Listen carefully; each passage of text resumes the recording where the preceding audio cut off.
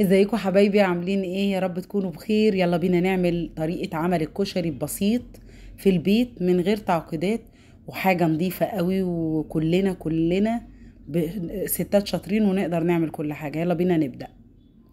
هنا معايا مكونات بسيطة جدا. معايا ربع عدس بجبة، ومعايا نص كيلو مكرونة عقل، ونص كيلو مكرونة سباكيتي، وربع مكرونة شعرية، ونص رز. ده ابسط حاجة عندي، وانا ما حبيتش ان انا اكلف الكشري اكتر من كده. يعني انا ما عندناش حد بيحب الحمص، وانا مش عايزة اكلفه.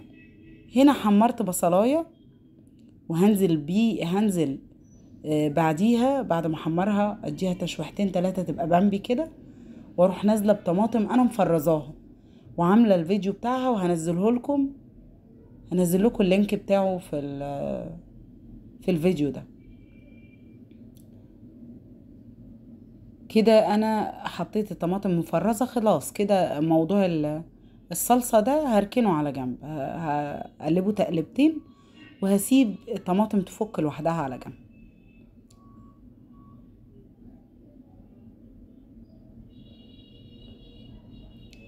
هنا بقى انا عايزة اعمل الرز. عملت الشعرية ونزلت عليها نص كيلو الرز، وهنزل المية السخنة، وبرضو يبقى موضوعه خلص. احطه على جنب، ويبقى كده الرز خلص والصلصة خلصت.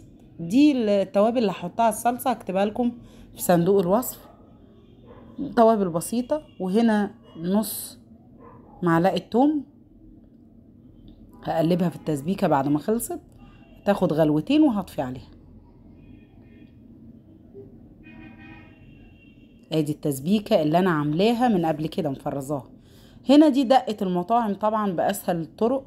حطيت معلقة صلصة، وحطيت شوية مع كوباية مية، وخل وتوم وشطة وملح وكمون.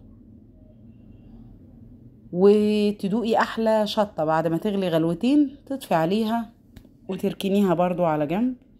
طريقتها سهلة وبسيطة، مفيهاش اي تعقيدات.